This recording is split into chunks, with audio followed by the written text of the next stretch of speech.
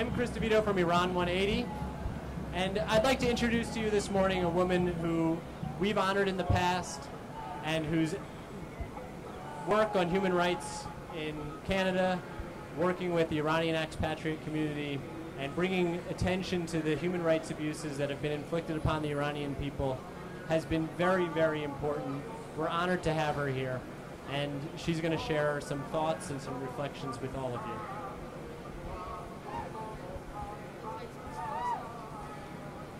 Thank you. Dear friends, it is an honor to have the privilege of addressing you today. I would like to thank all the members of Iran 180 Coalition for inviting me to speak. The United Nations, under the Universal Declaration of Human Rights, guarantees the freedom of thought, of conscience, of opinion, and of expression to all people. Yet, the Islamic Republic of Iran continually and consistently intimidates, arrests, tortures, and executes innocent citizens who peacefully petition for their mandated rights. The basis of a democratic governance authority is the will of the people. In denying the Iranian people their fundamental rights, the Islamic Republic of Iran usurps the will of the people. Governance in Iran is undemocratic. It is a theocracy that not only causes pain and suffering of the people of Iran, but in danger to the world.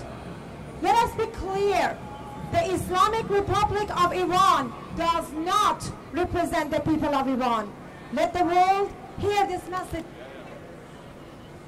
The United Nations Secretary General Ban Ki-moon has expressed serious concerns about Iran's human rights records. Increased executions, amputations, arbitrary arrests and detentions, unfair trials, and possible torture and ill treatment of human rights activists, lawyers, journalists, and opposition activists. Added to this list of authoritative, the persecution of minority including Arabs, Armenians, Azeris, Baluchs, Christians, Jews, Kurds, and Baha'is. Ban Ki-moon noted and continued execution of Kurds on various changes, including Moharebe. What is Moharebe? Being enmity against God. Although there are about 4 million Kurds in Iran, they are barred from teaching the Kurdish language in regional schools. Under Iran's present constitution, key members of the government, parliament, judiciary, and military must be Shiites, leaving Sunnis, Christians, Jews, Zoroastrians, and others as second-class citizens, facing harsh treatment whenever they practice their faith openly.